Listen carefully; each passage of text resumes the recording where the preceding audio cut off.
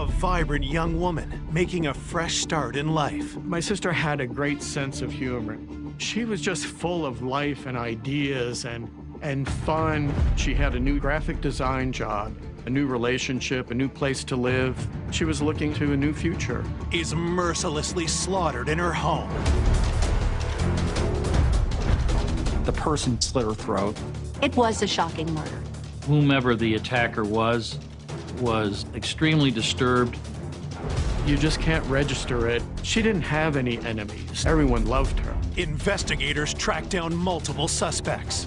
There was a creepy guy just watching her. There was a note that said, saw no signs of life. Then police discover an enemy in disguise. They were using other individuals to try to throw us off. It was a bombshell. Detectives unmask a killer no one could have imagined. And I said, what? It didn't make any sense to me. I was in complete shock.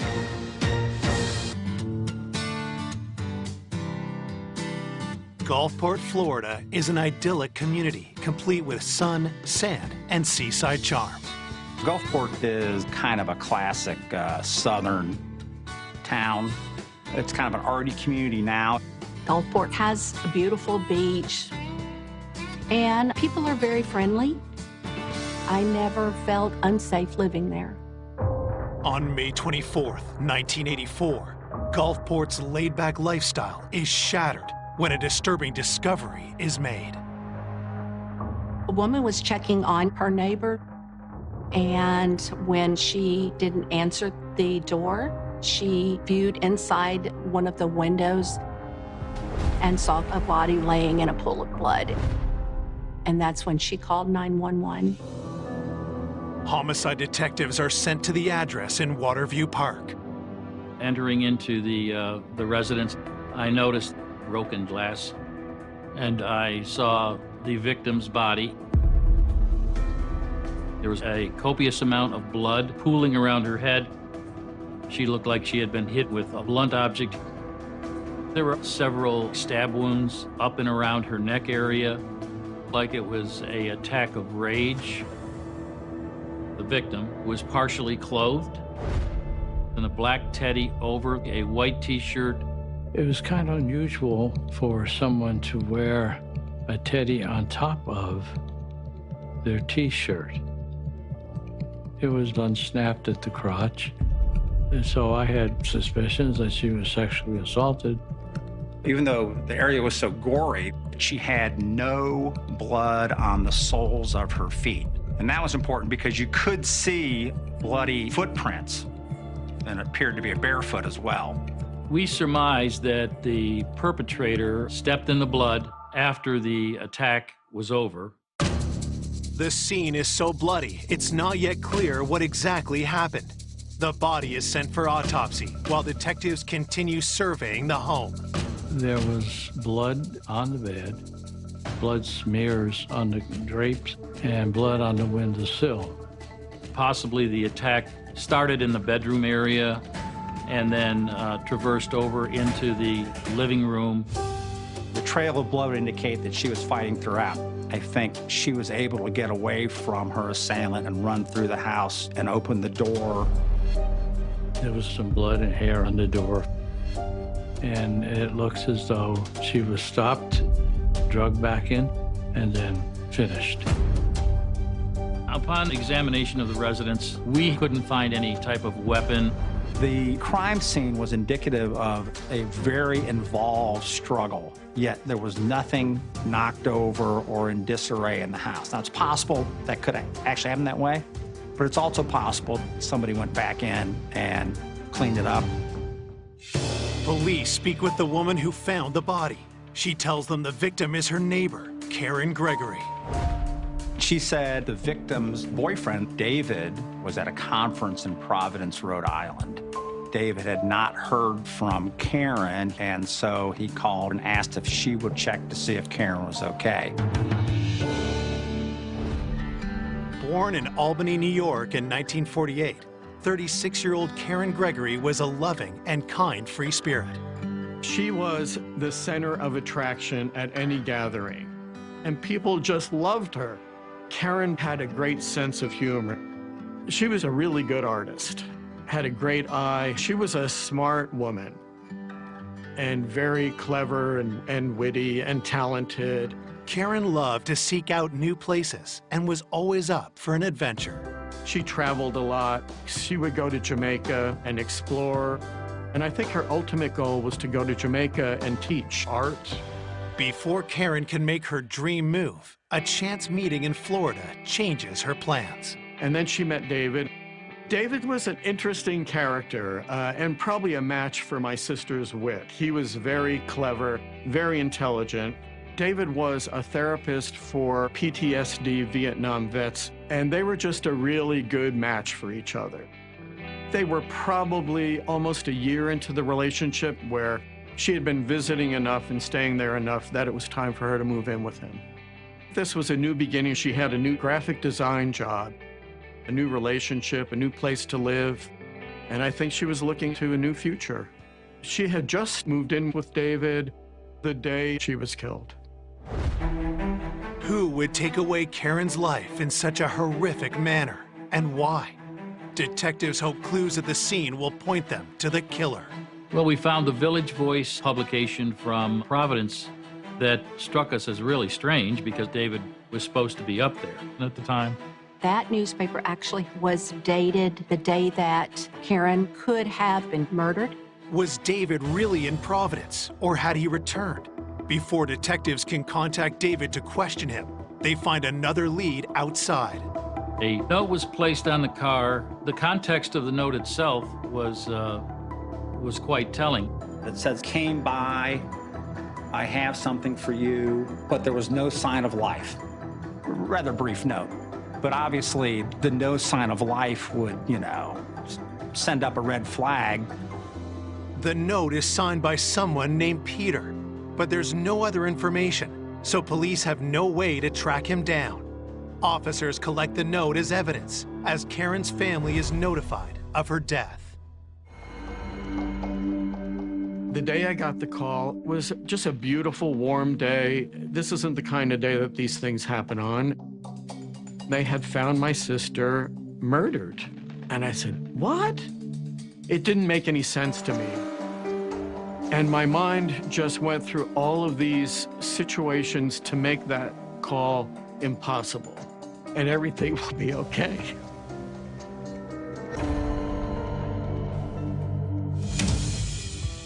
Police ask Karen's brother, Roy, about her relationship with David. Karen's brother indicated that there was a little conflict between Karen and David in that Karen may have had an interest in another individual. In Jamaica, she met a guy, and then she'd stay longer and longer on these trips. I think she was kind of torn maybe between both realities and both futures. We also found out that Karen and David had broken up for a length of time before her death. It wasn't some huge breakup, and she was still moving in, so we assumed everything was going to be worked out. But the weekend she was moving in is the weekend she was killed. The murder was at David's house, and I knew there was a rift there. So I think that added to maybe, well, you just never know. Could he have flown out to Providence and rebooked a flight back to Gulfport, committed the homicide, and then jumped back on a plane? We have to track down David. We felt that something was there behind the scenes, and we needed to find out about it. Coming up, investigators discover a series of suspicious men in Karen's circle. He had been physically abusive to his first wife. He made Karen feel very uncomfortable. And scramble to separate friend from foe. Here we are building on a story really raising red flags for us. He's either protecting somebody or he's just flat out lying. Until finally, the awful truth is revealed. It makes me sick to my stomach. No one would have ever thought that this person murdered this woman. A day after 36-year-old Karen Gregory was brutally murdered in her home, police in Gulfport, Florida suspect her boyfriend, David Mackey, could have killed her, and they need to track him down. Detectives found out that David was in Albany and that he had flew there to be with the family for the wake and funeral of Karen. David Mackey seemed to be concerned about Karen, and he wanted to know what was going on. We weren't going to give David the investigative information that we had. He said that he wasn't going to be back in Florida for another 2 weeks. David promises to come down to the station when he is back in town. In the interim, investigators sent officers to canvass Karen's street. Many of the neighbors heard a scream that night. Many got up and looked outside their windows and saw nothing. They didn't know exactly where it came from. Was it kids in a car? I mean, they didn't really know. The time of the scream was around 1 o'clock in the morning.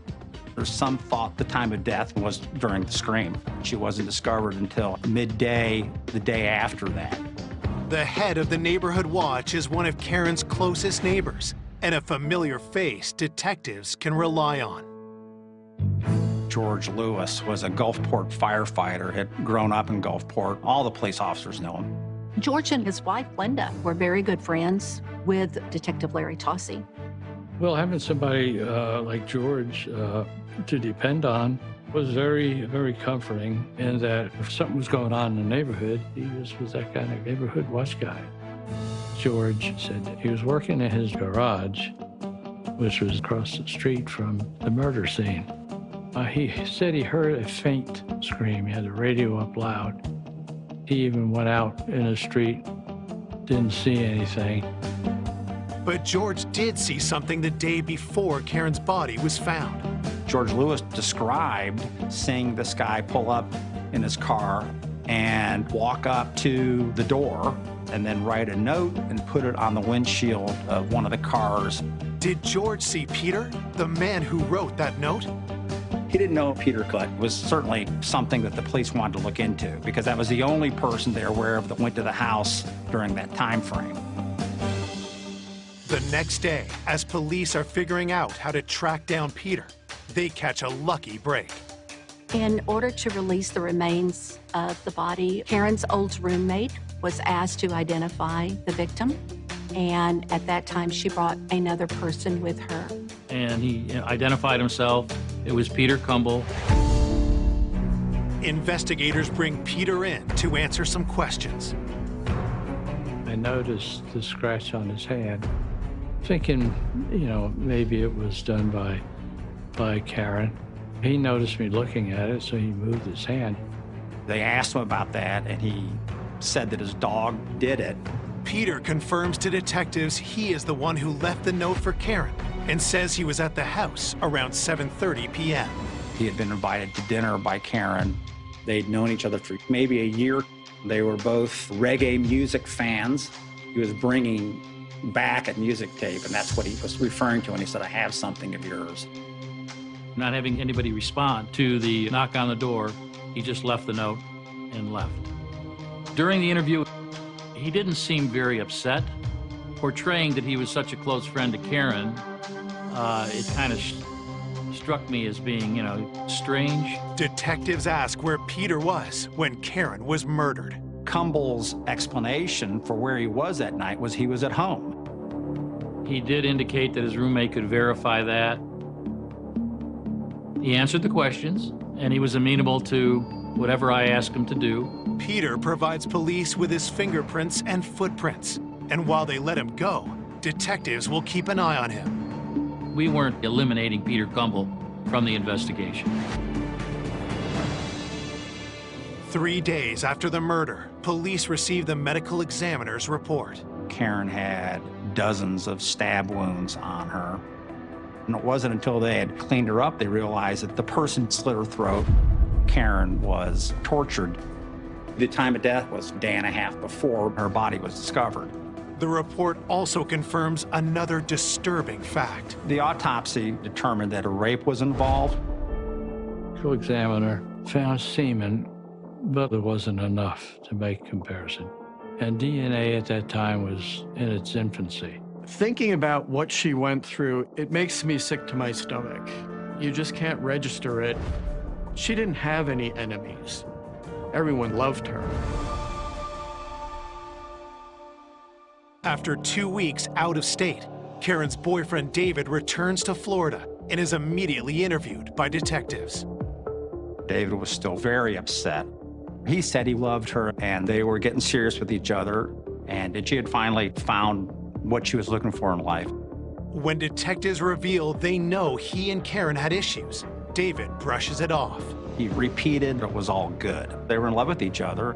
David claims the last time he saw Karen was the day he flew out of state. Karen had driven David to the airport because he had a conference to attend in Providence. Skeptical, detectives tell David they can place him back at the crime scene. And I said, we found the Village Voice publication from Providence.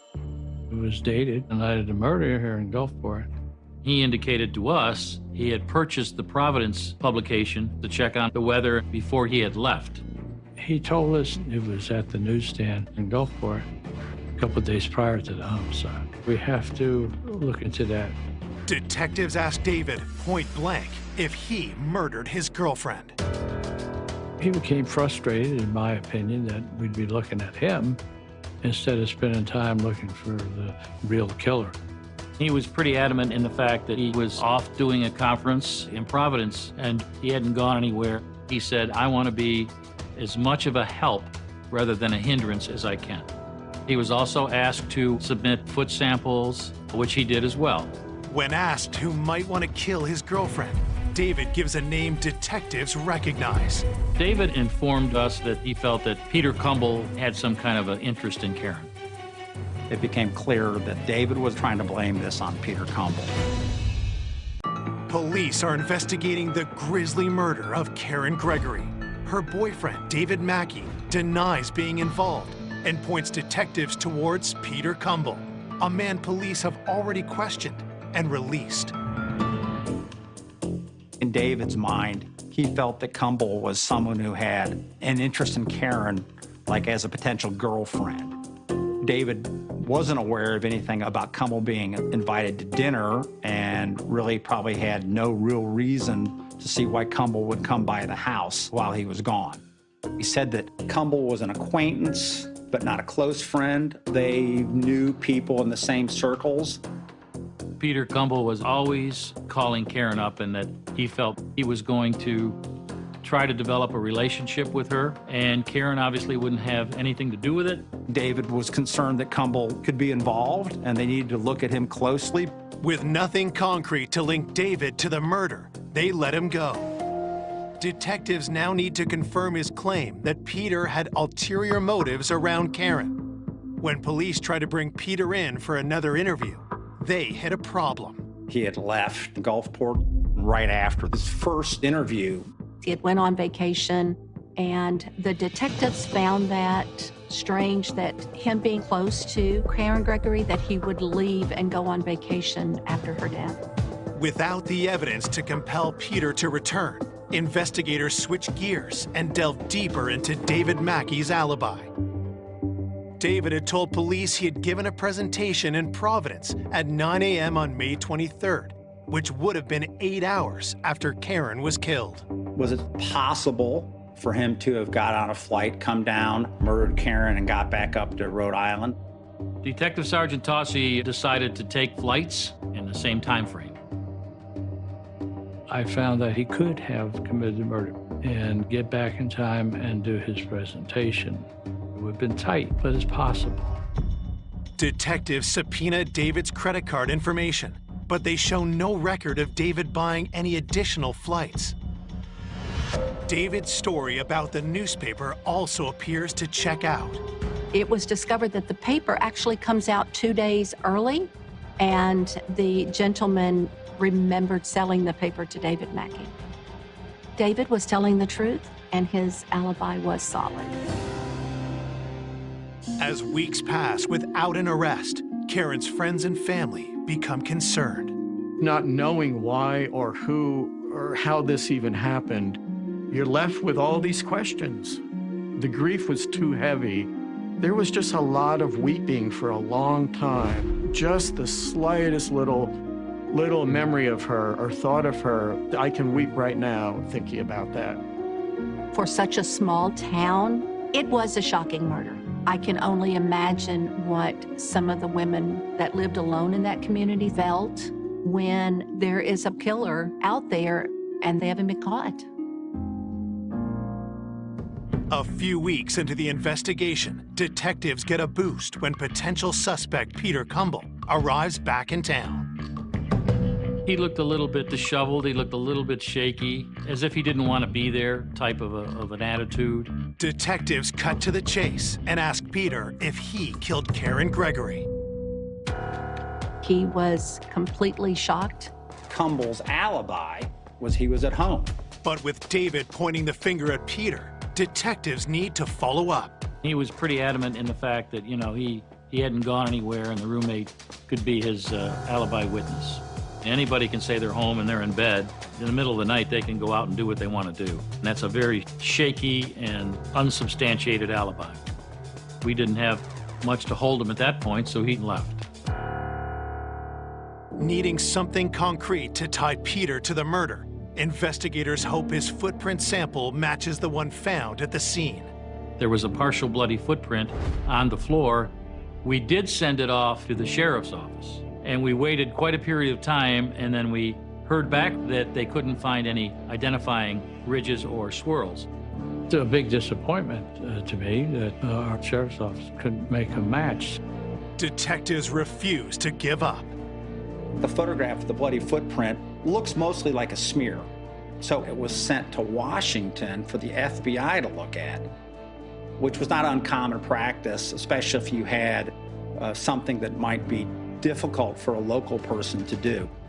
The analysis won't be fast, so investigators go back through everything collected at the scene and find a potential piece of evidence. There was a schematic drawing of a clock. It appeared to have a blood stain on it.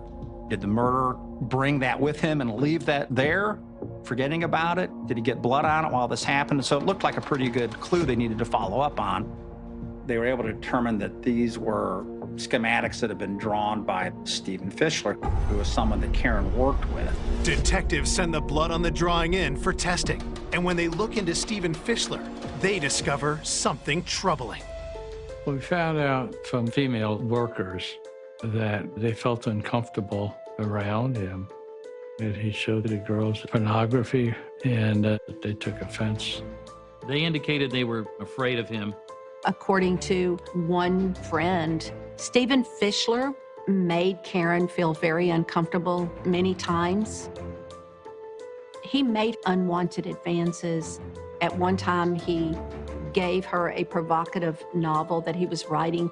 Fischler, as far as the way he behaved in the office around women, he was a suspect. We decided that we needed to have an extensive interview with Stephen Fischler. Stephen Fischler had kind of a defensive attitude. He was curt. He said that they didn't really know each other. He and Karen had seen each other at work, but she had only been working there a short period of time.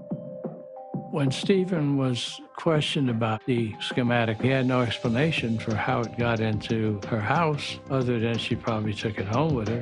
Detectives grill Stephen about his reputation among his coworkers. And he became angry. He says, I had no idea. We asked him if we'd take a polygraph test. He agreed to do that.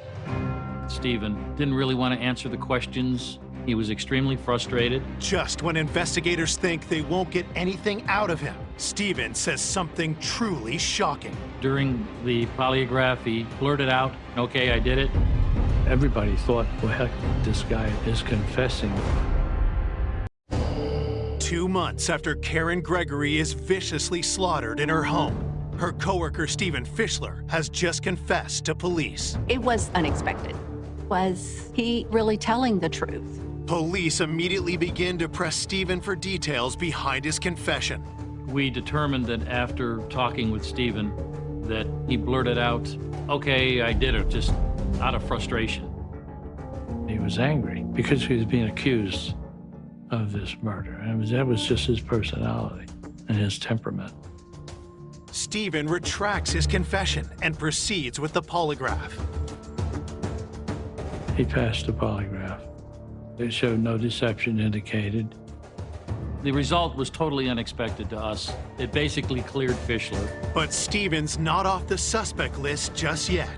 He refuses to provide a footprint sample, so police must wait for the results from the schematic drawing to see if any foreign blood is detected. In this case, the blood was clearly all her blood, and it wasn't Stephen Fischler's. There was a lot of frustration. It had kind of hit a dead end. Running out of suspects, investigators switch up their approach and put together a behavioral analysis profile of the killer. You're trying to look at, what causes people to do what they might do. It wasn't your general whodunit. Whomever the attacker was extremely disturbed.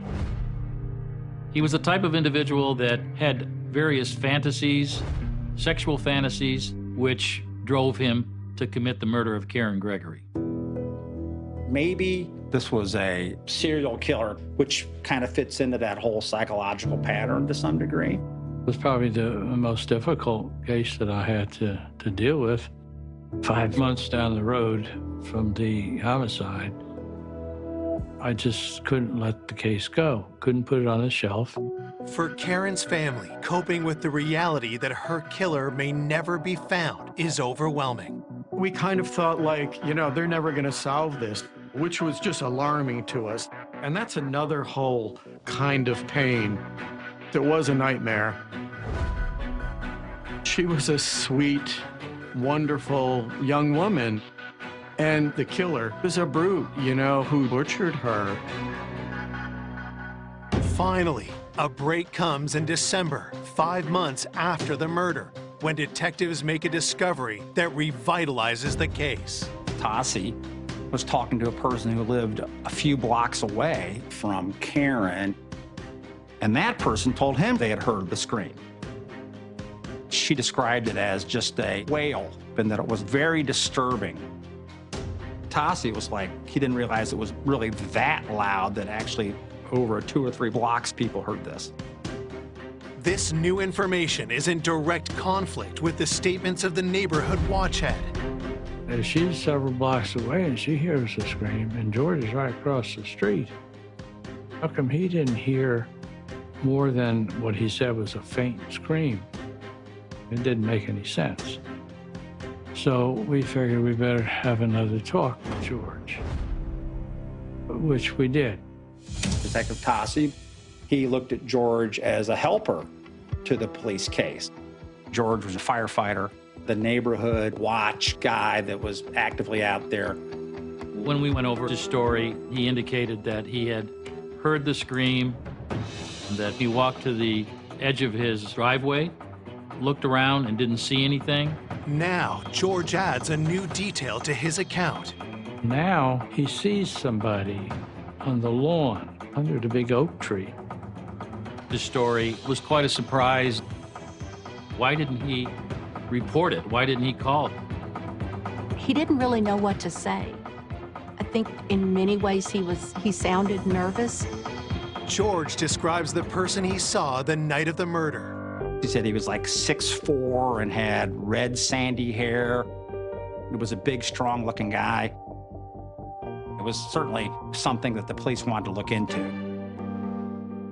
Armed with the new information, detectives try to track down this mysterious man. And in doing extensive neighborhood interviews, it was related to us there may be a peeping Tom in the area that fit. We thought, well, we may have something to go on here. I interviewed one person, and she said that she had a peeping Tom at her window. And when she noticed him, he took off. Could the peeping Tom be the killer police have been looking for? Investigators show George pictures of possible prowlers. He couldn't identify any of them. So the mystery man in the lawn remained unidentified. So there's some thought that he might have been watching that house and watching her and knew that she was alone that night, and knew David was out of town. I felt terrified, especially at night. I kept my doors locked. I didn't want to end up like her. Detectives find another woman in the neighborhood who recently saw the prowler. There was a creepy guy just watching her for some unknown reason. She caught him peeping in the window, and he took off. The woman recognized the man. When she tells police his name, they're stunned. It was a big surprise. Detectives hunting for Karen Gregory's killer learn there's a prowler stalking the women of Gulfport, Florida. Could the offender be one and the same? When a victim of the voyeur comes forward with a name, investigators are shocked. It's the neighbor, George Lewis. It was totally unexpected to us. Detectives bring George in for a third time and ask him about the woman's claims. He admitted he was outside the house, and he had some explanation for why he was there. He was a neighborhood watch guy and always looking out for people. He said he heard a noise or something. He thought, you know, is it possible it's the killer? He was given the opportunity to take a polygraph test, which he did. Detectives start by asking about the prowler. Listening to the polygraph tape and how George Lewis described the man, I really believed him. Investigators also ask him about the night of the murder. Did you kill Karen Gregory? George said no. The polygraph results tell a different story. The results were disastrous. He failed it miserably. After he failed it, he had something else to say about the night of the murder. George admits he hasn't been completely honest and tells police that's why he didn't pass the polygraph. George Lewis indicated to us the individual that he saw on the lawn left Karen's house itself. He saw George and had approached him and threatened him. The person walks out and tells him, if you say you saw me here, I'll come back and kill you. So that's the reason he wasn't forthcoming. He was afraid of him. George Lewis went from just hearing a scream at the edge of his driveway to indicating that he saw the perpetrator. And then his next story, George said this guy threatened him. We were very concerned about that because here we are building on a story, so it really raised red flags for us. We felt that, you know, with the abundance of different issues and stories he was telling, he was using other individuals to try to throw us off.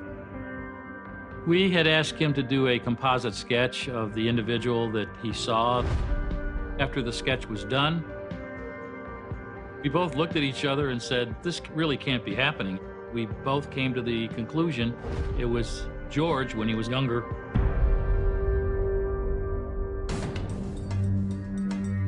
I think he thought the police had a witness who saw somebody in Karen's yard. So he was making this description of the person who scared him get closer and closer to looking like him. He's either protecting somebody that he knows, or he's just flat out lying. We have to look at George a little closer. Investigators collect his foot and fingerprints, but with little hard evidence to hold him, George is released. Detectives take a deep dive into George's past and make some disturbing discoveries. He had been physically abusive to his first wife. According to her, there were times when he had been violent with her. He had choked her.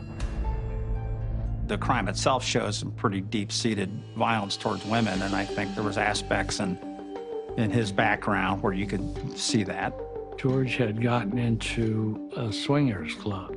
That was a part of George I never really saw, you know, or never knew. He's never said anything like that to me. So that was kind of surprising, but things were building up with him and his behavior. It appears George developed a troubling fascination with Karen before she had even moved in. One of George's friends told me that Karen was visiting over at David's house. Karen had come out in a bikini, and he made some comment about liking to have an orgy with her. Got aroused. He had gotten into sexual perversions, if you will. I think there was indications that he was, you know, a peeper of some sort.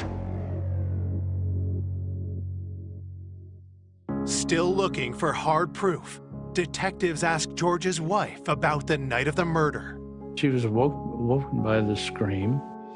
After just a few minutes, George came in from the garage. The killer would have been covered in blood, but George wasn't. When you sit back and you look at these things, because you say to yourself, oh, well, maybe he really didn't do it. Maybe his story makes sense. Or maybe he's covering up for somebody that did do it. You know what I mean? And so now it's, where do we go from here? At that time, we didn't have DNA. The only thing that could tie itself into the case was the footprints. Detectives are still waiting for those results. It was getting extremely, extremely frustrating for the team. And then the months just went by, nothing happened.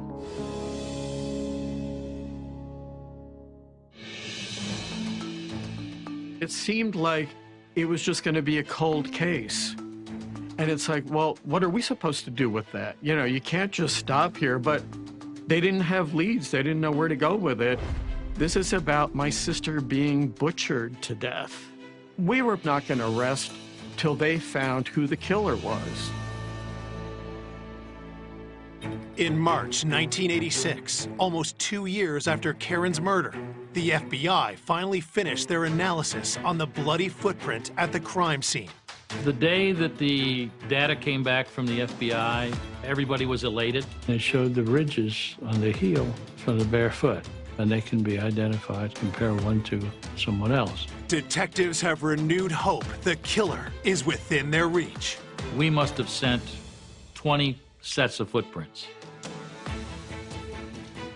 And they got a result on that relatively quick, which changed the whole case. A definite match. No one in Gulfport would have ever thought that this person murdered this woman. Nearly 2 years since the brutal slaying of Karen Gregory, detectives have just received a report back on the bloody footprint found at the crime scene. The footprint was sent to the FBI. We were waiting specifically on just that result. There was a definite match of a footprint of George Lewis to the inked footprint that we had sent up there to the FBI lab. It was shocking. It was very hard for me to believe that George Lewis murdered Karen Gregory. He was the head of the crime watch. He was a firefighter. I was in complete shock. Although no one could believe George was a cold-blooded killer, the evidence doesn't lie. Footprints with their ridges and their swirls are similar to fingerprints. If you have enough of those patterns to present to a match, then they're just as good. I didn't want to believe it, and I had to face that. I trusted George. He was toying with me. He certainly wasn't the person that I thought he was. The detective knows he has to ask his old friend some tough questions. We asked him to come into the station, and that's when we confronted him with the footprint. That's when he said, I crawled in the window. It was a bombshell. Now here's a whole new story where he's absolutely in the house. He indicated that he had heard the scream. He had gone through the bedroom window to try to assist Karen. He said that he saw her laying there with her throat cut open. Only the killer would have known that her throat was cut. He said he had stepped in the blood to assist her or help her, and then he had exited out through the bedroom window. His explanations didn't make sense. If you assume that his story is true, that he was threatened by this person in the yard and was too scared to do anything about it, then why would he go into the house? Why didn't he call police at that time? His story is BS. But the nail in the coffin, of course, was the footprint. Investigators also talked to George's wife again, and they learned he would have had time to clean up after the crime. His wife had been very defensive of him. Then she changed the story. George was gone for the longest time, she said, 20 minutes or more. We don't have to prove motive. We felt we had enough probable cause then to make an arrest. I had mixed feelings. I was sorry it was George, but yet I was a little upset that he just led us on. Nearly 2 years after Karen's brutal murder, on March 15th, 1986, George is charged with first-degree murder and sexual battery. It was a huge relief that they had finally found someone, but it was a shock, just a shock, and still no reason why would a neighbor do this. I think in looking at him, it was pretty clear that he had a fairly misogynistic view towards women. He thought she might be an easy mark or an easy target. At trial, investigators put forward their theory about how the murder unfolded. George Lewis would have gone over knowing that David was out of town. He came in the house, knifed, and ready to do it, and was living out a fantasy. Teddy had been put on her against her will. She knew that the only way to get away was fight to get out of that residence. She was pushed and hit her head against the jalousie windows. That's when she screamed. After that, it got really violent. The rape was involved. Lewis knew then that he had only one way to go with this, and as a result, he ends up stabbing Karen 21 times. George Lewis maintains his innocence, but a jury convicts him, and he is sentenced to life without the possibility of parole. No one ever really wants to believe that someone that is there to protect and to serve could do something so horrible. This was really unexpected that he was the killer. That didn't seem like who I would expect a firefighter to be, and certainly not the neighborhood watch guy, although maybe he was watching for opportunities. I was relieved we could actually get justice for Karen and all the people who loved her. There was a little bit of justice in knowing he was in jail. My sister probably would have forgiven him. That's the kind of person she was. It's funny sitting here now. She was alive for as many years as she's now been gone. She never lived, we never got to know who she'd be as an old lady. She was just full of life and ideas and fun and humor. I have her ring on right now that she made for me. Getting the worst news ever. I'm sorry to tell you, man, he's been killed. There's wailing, hysteria. But are those tears as fake as the crime scene? Staged by police, but filmed by cops. Literally, the TV show.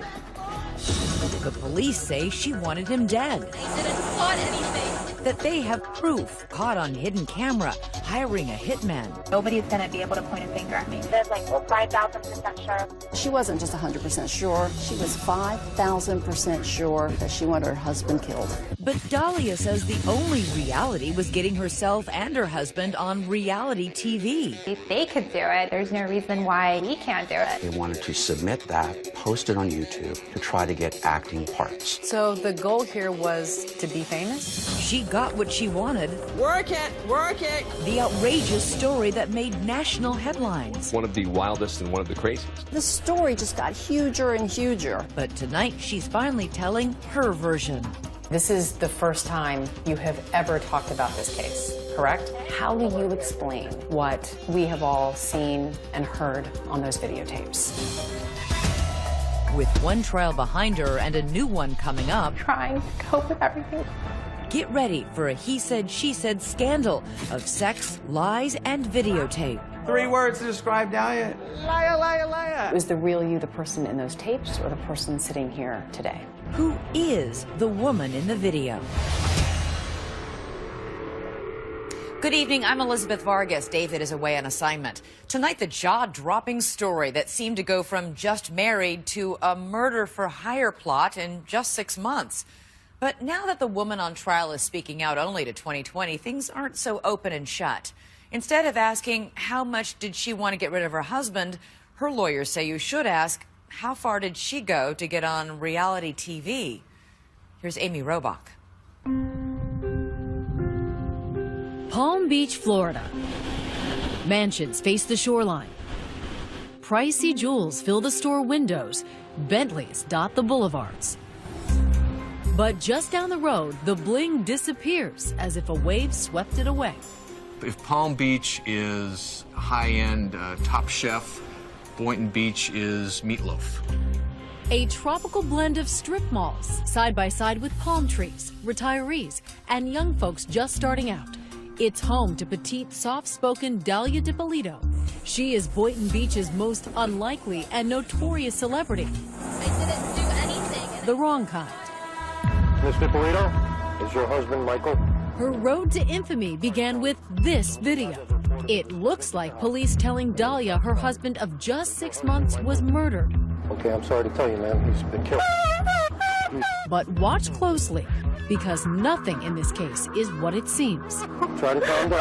Turns out police are duping Dalia.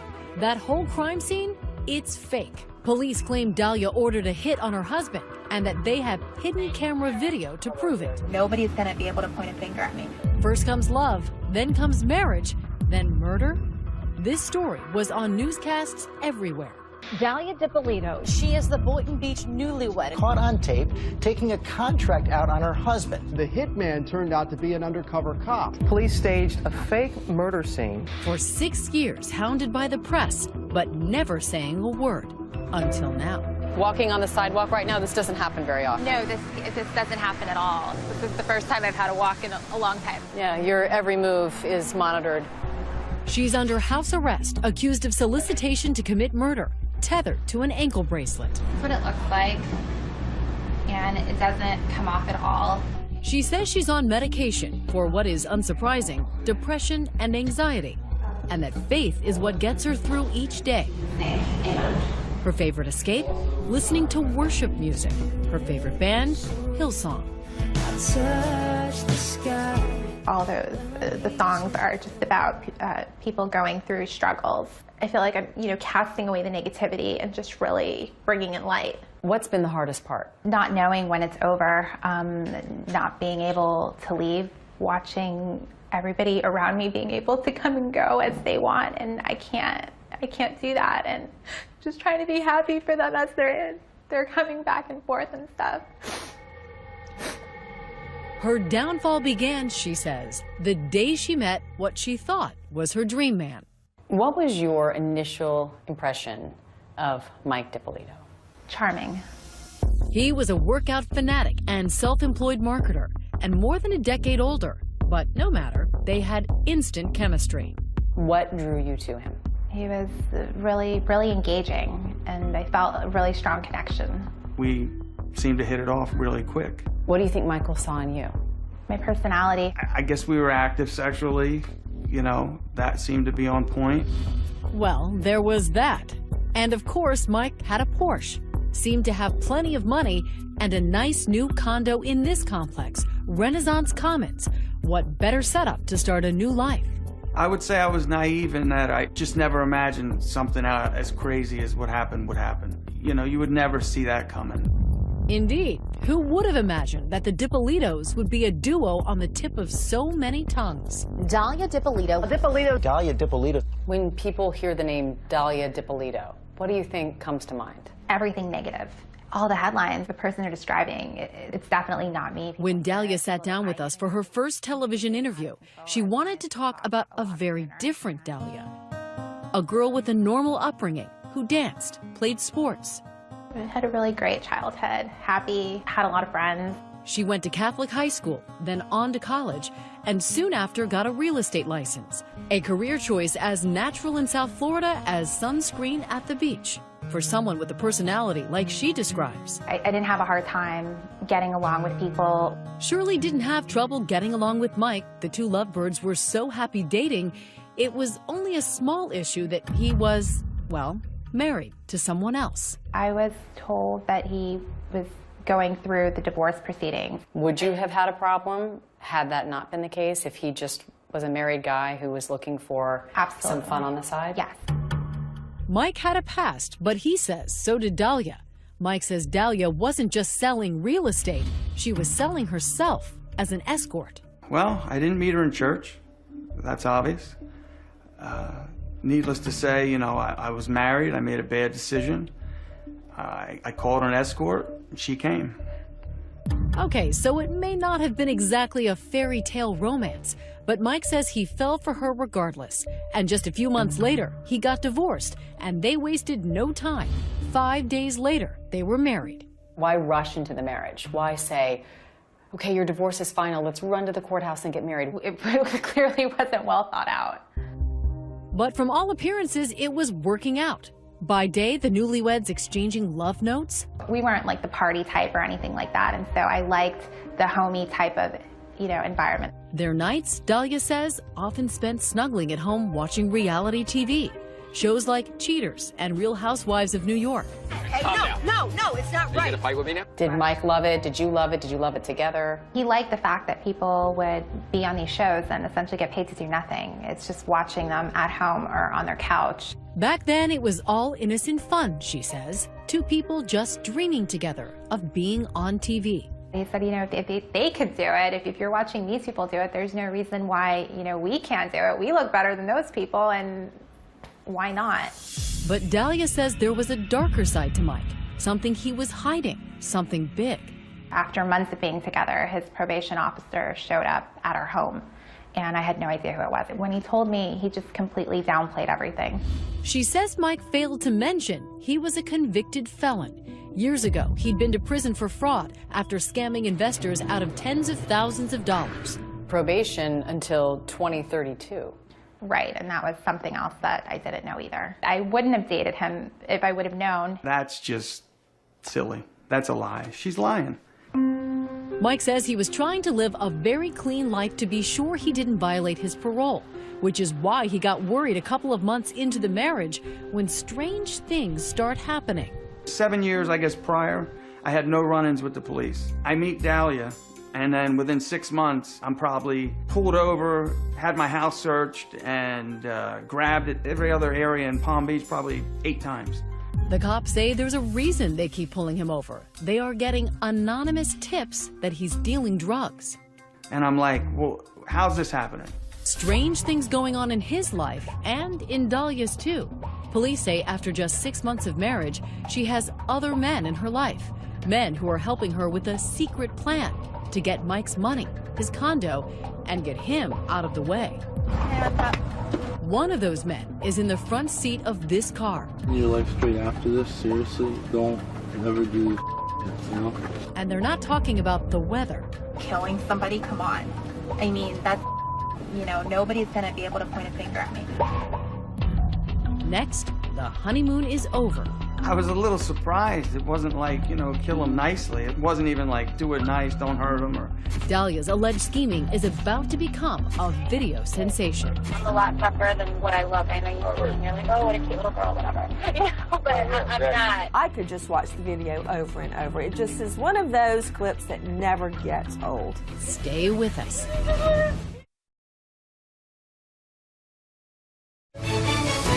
2020 continues with the woman in the video. The Boynton Beach Police Department, a small building in a quiet South Florida town. But what came out of here could hardly have been any bigger or louder. Terry Parker, investigative reporter for WPBF 25 News, covered the story. So this guy Muhammad walks into the Boynton Beach police station and he says, I know a woman who's trying to hire a hitman to kill her husband. She has to find someone who can kill her husband for her. The man, Mohammed Shahadi, was recorded as he talked to detectives about his one-time lover, Dahlia DiPolito. He tells police he's speaking out to save the man's life. Are you scared for the guy? Yes, because she's really, dead serious on getting this done. It's quite a story, if true, because while he can describe Dahlia, she's maybe 5'6", 5'7", dark black hair. She's a good-looking girl. Really good-looking girl, actually. He can't even tell cops her last name or her address. Well, at the time, we didn't know what to believe. We were kind of, you know, weren't sure what we had. They had the reservations. They had to say, let's see some proof. To get proof, the cops make Muhammad a confidential informant. He arranges to meet Dahlia at this gas station. Cops are staked out as their mystery woman arrives. And she actually stepped out of the car. We were surprised because she didn't look like the type. She didn't look like a killer, but Detective Alex Moreno says she's about to show her true colors. She gets into Muhammad's silver Lexus. While you can't quite see them on the hidden camera cops had installed, you can sure hear them talking about a hitman. This guy's a professional. It's not bull. Once she gets in the car and she meets up with the informant, we realize that this guy was credible. His mom is not going to get suspicious of you or anything like that. Why me? Like, do you know what telling somebody it? Nobody's going to be able to point a finger at me. She's just talking about it like she's ordering lunch. Randy Schultz is a columnist for the Sun Sentinel newspaper. You think, this is just so cold, not really acting like the typical newlywed, shall we say. Muhammad tells Dahlia the hitman wants $1,200 to buy a gun. She comes prepared. She has a wad of cash in her bag and counts it out and hands it over. And shortly afterward, gives him a photo of Mike. Wipe my prints off the pictures. Really? You're going to give him something with fingerprints all over? And at that moment, the detectives realize, we've got her. This is real. She just handed him $1,200 in a picture of the husband that she wants murdered. We were shocked how easily she talked about getting her husband killed. 2 days later, the talk turns to action in this CVS parking lot. She's not there to pick up a prescription. So I came here. I pretty much parked in this exact spot right here. This is Whitty Jean, an undercover police officer. She parked one to the third space from here. Police say Dahlia thinks she is meeting an actual hitman in his cherry red convertible. We're staying in Paris. All right, yeah. Okay. He makes his plan crystal clear. I'm going to tell you how I'm going to do it and what exactly is going to be done. A burglary gone wrong that leaves Mike dead. Everybody works in the daytime. Right. You know, if he's at work, when he's not at work, then, you know, he gets to it ahead. For the undercover detective, he really wants to nail Dahlia, make sure he's got it on tape and on camera that she is really going to pay him to kill her husband. And he says, are you sure, Dahlia? Between now and when it's done, you know, you're not going to have an option to change your mind, even if you change your mind. No, there's no, like, I'm determined Definitely already. I'm positive, like, 5,000% sure. There it is. The press would have a field day with this line. Listen again. She's 5,000% sure. I'm positive, like, 5,000% sure. Like, no, when I say I'm going to do something, I'm going to do it. No, she wasn't just 100% sure. She was 5,000% sure that she wanted her husband killed. I was a little shocked because I didn't think she was going to be that open. Dahlia never backs off. No, I'm not going to, you know, I'm a lot tougher than what I look. I know you're like, oh, what a cute little girl, whatever. You know, but I'm not. You are. You're extremely beautiful. Thank you, but, you know, I just need to make sure everything's going to take care of. The not-so-cute little girl agrees to a plan. She will leave the house early Wednesday morning. I'll be in the house by 6:30 Wednesday morning, 6 o'clock. Sure enough, she's at this gym around 6 a.m. Wednesday, leaving Mike DiPolito home alone, in bed, still recovering from liposuction from 2 weeks before. At this point, the police have all the evidence they need. These are experienced officers. You know that you have enough. You have a case. Done. End of story. But not end of television show. Television show? Bad boys, what you gonna do when they come for you? That's right. Turns out a reality show has come to Boynton Beach. Got the video? Yep. And the timing couldn't be better. They'll be able to film the last part of the police investigation. Detectives, they were going to stage this fake crime scene. I hear a banging on the door. Sorry, yes. Sergeant Sheridan, Police Department. The TV show cameras are rolling when police wake up Mike. That's Officer Moreno at the door. Your wife has hired a person to kill you. Relax, just relax. Take it easy. Take a deep breath. Try to sit down. The guy was totally in shock that this was going on. I was very surprised. I was like, because then it hit me like, this is a mess. They drive him away and transform the street to make it appear they're really investigating Mike's murder. The TV show cops, along with Boynton Beach police, have cameras rolling when a detective calls Dahlia at the gym. We're at your residence, ma'am. Can you come right back to your residence, please? She's back in a flash, and now watch carefully. You be the judge of what happens next. Is your husband Michael? Okay, I'm sorry to tell you, ma'am, he's been killed. He's been killed, ma'am. I'm sorry. Listen, try to calm down. We know the cops are acting. I can't let you see him, ma'am. What about Dahlia? I need you to take her to the station. Amidst all of that tremors and shaking of her body, there wasn't any real tears coming out of her eyes. The crying, the screaming, the bending over. Meryl Streep, wherever you are tonight, don't worry, you're safe. They hustled Dahlia off to this interrogation room for questioning. Another recorded moment. Are you sure that you don't know anybody who'd want to kill your husband? You wouldn't want to kill him, I hope. Not at all. It's almost like something out of Law and Order. There's no more games with you and I. Now we're going to get down to serious business. I want to know if you know this guy. Come here. They bring in Officer Witty Jean, the supposed hitman from the car. Get over here. You know who this guy is? No. You've never seen him before? I've never seen him before. She just stared at him. She said she didn't know him. And then, call it a resurrection. Oh my God! He's alive. Police have another surprise for Dahlia DiPolito. Here, please. Come here. Mike, come here. She sees her husband, and he's alive. The show Cops captures this moment as well. Come here, please. Come here. Why not? I didn't do anything to you. Mike, come here, please. What? You're alive? I love that moment, and I'm sure a jury will too. You're going to jail today for solicitation of murder. You're under arrest. I didn't do anything. Did you hear what I just told you? You kept saying, I didn't do anything. Please, I didn't do anything. Was that all you could think of to say? They were accusing me of trying to have my husband killed, and I didn't. Didn't do anything? What about the hitman? What about all those tapes? Dahlia's never answered questions about her version. How do you explain what we have all seen and heard on those videotapes? For the first time, she will. Stay with us.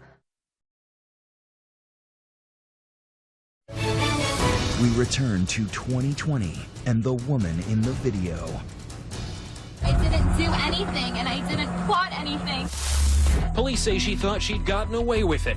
Not even a few hours after Dahlia DiPolito was caught on camera, the story went viral. It's an unbelievable case.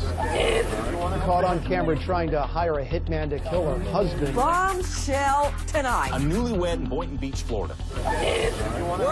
Work it, cry. Problem, ruh-roh, the hitman is a cop. I'll never forget it because we just stood around the newsroom. What is this? I could just watch the video over and over. It just is one of those clips that never gets old. In an unusual move, the Boynton Beach police released the video of the fake crime scene on YouTube the same day, and the public couldn't get enough. So this story just got huger and huger, and it was like a reporter's dream come true. They got played and replayed over and over. Fast forward 2 years, and cameras are all over Dahlia once again, this time out in the open as she finally gets her day in court. Charged with solicitation to commit murder, facing up to 30 years in prison. Your trial. Can you describe what that experience was like for you? Confusing, really difficult. You will see how determined she was to have Mike DiPolito, her husband, killed. Prosecutor Elizabeth Parker tells the jury, don't be fooled by the petite, now demure-looking defendant. Dahlia is a scheming, plotting, would-be murderer. She has no guilt, no remorse, no concern for the safety of others. Really, really strong evidence. It's not often that you get the crime actually caught on tape. You know, every morning he's walking the dog like at a certain time. But what was her motive? You know, here's a new bride. They've just been married. Why? They say love is blind. The motive, according to Parker, is simple. She wanted his money. She even convinced him to transfer the title to his $250,000 condo into her name, and she wanted another man, a former boyfriend named Mike Stanley. He's in construction. Dahlia's been texting with him, Parker says, and the texts seem damning. Boynton Beach detective Alex Moreno reads their X-rated conversation on the stand. Do you want my hot, tight body all over you? his monotone hardly matching the steamy words. Love you so much. I'm so horny for you. Some of the stuff was kind of cheesy. I mean, I had to read it up on the stand. It was not my best moment.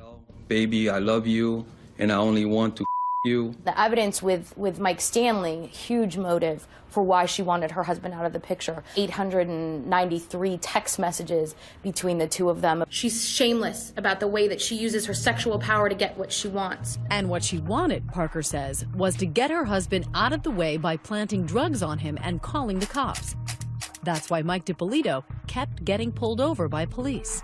She was trying to set him up to have his probation violated, to have him arrested. The sooner he gets jammed up, the sooner we can be in Paradise Island, baby.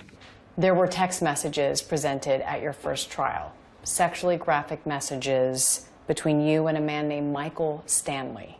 Do you have any explanation about what happened? I didn't send those messages from my phone. Mike actually sent those text messages. Mike DiPolito, her husband, sent them? Dahlia claims her husband was playing games with her former boyfriend. Mike DiPolito denies it.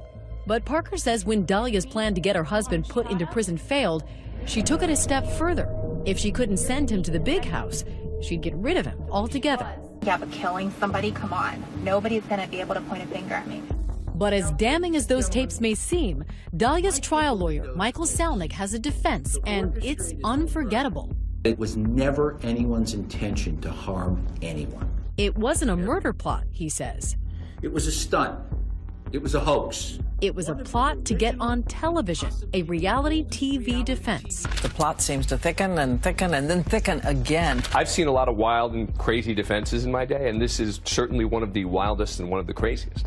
Reality TV has become a way to launch a center stage career.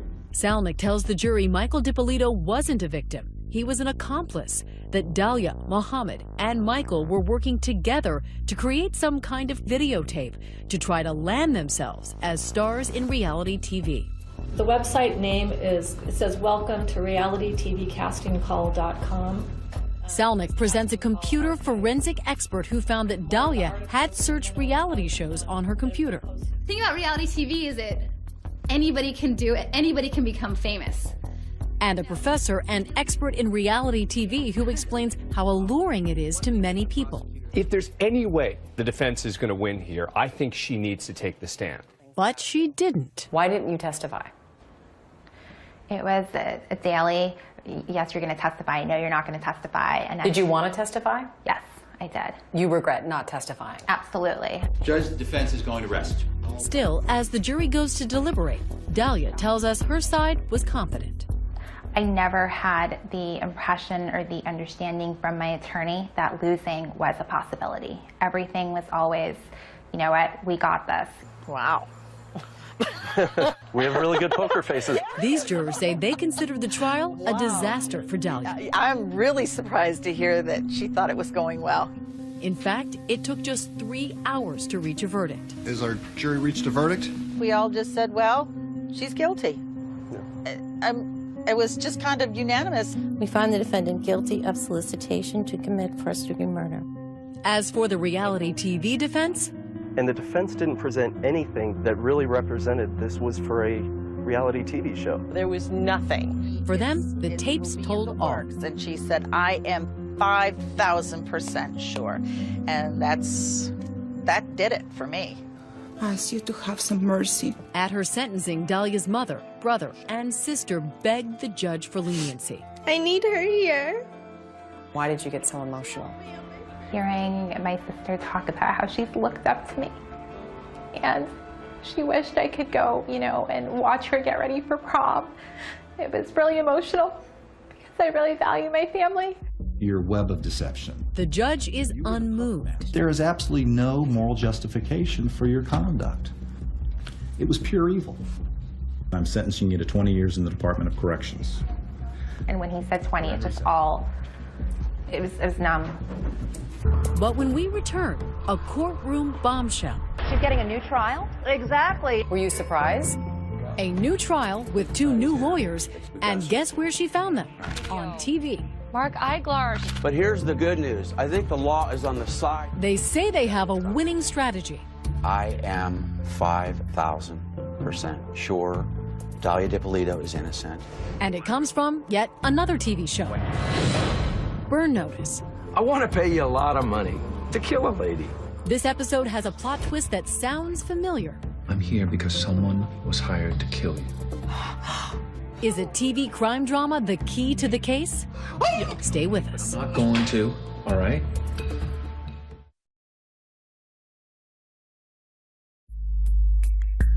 They are newlyweds like none other. Just 6 months after wedding vows with the justice of the peace, Dahlia had to face a different kind of justice.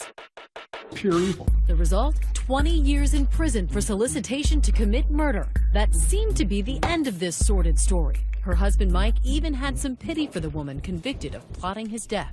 For a second, I felt a little bad for her. I mean, it's no fun. Nobody wants to go to jail. I know that for sure. But then, Dahlia's Hail Mary prayer for an appeal was answered. In the last hours, the Black Widow, Dahlia DiPolito, set to walk free. A Florida judge ruled the jury wasn't selected properly and ordered a new trial. The appeals court tosses out the conviction. Were you surprised? It's the first piece of good news throughout the whole process that I received. So now Dahlia is anxiously awaiting a new trial. She is out of prison and under house arrest at her mother's home. Finally, ready to talk to 2020 about the charges against her. Did you want your husband dead? No, absolutely not. Did you hire a hitman to kill your husband? No. Because it is a pre-trial interview, her newly hired high-profile lawyers, Mark Eiglarsh and Brian Claypool, wouldn't let her talk about certain parts of the case, in particular, those seemingly damning videotapes. Wipe my hands off the pictures. How do you explain what we have all seen and heard on those videotapes? I'd like to be able to explain that to you right now, but I can't because the attorneys legally have told me that we're saving that for our day in court. How damaging are these tapes to your client? They are damaging because people have formed opinions. Her lawyers have an explanation for those tapes. Our job in the second trial is to provide the proper context for the jury to see that this is not really what it looks like. He says you can't understand the tapes without understanding everything that came before. Here's a plot twist no one saw coming. He says it goes back to, of all things, another television show. The TV show Burn Notice, USA's long-running crime drama. On this episode, the plot is about hiring a hitman. I want to pay you a lot of money to kill a lady. And guess who had been an extra on the show? You appeared in the television show Burn Notice, is that correct? Yes. Mohammed Shahadi, Dahlia's one-time lover, part-time actor, and the confidential informant for the Boynton Beach police. The lawyers say Mohammed, Dahlia, and Michael wanted to mimic the episode in their own fake hitman video. They wanted to submit that, post it on YouTube, to try to get acting parts. That was the plan. So the goal here was to be famous? I'm not here to tell you that what these three folks did was smart. No, not so smart. But whatever it was, Claypool says Mohammed figured it would be even better if it was recorded on real undercover cameras planted by real cops. Sure everything else is okay? Yo, what more sugar you want? You're planning a murder. Come on, stop. Mohammed is an actor in this video. You know, nobody's going to be able to point a finger at me. More acting? Right, exactly. That's all part of it. And believe it or not, he says they're not just acting, they've become real-life victims. Dahlia is a victim. Oh, I believe that.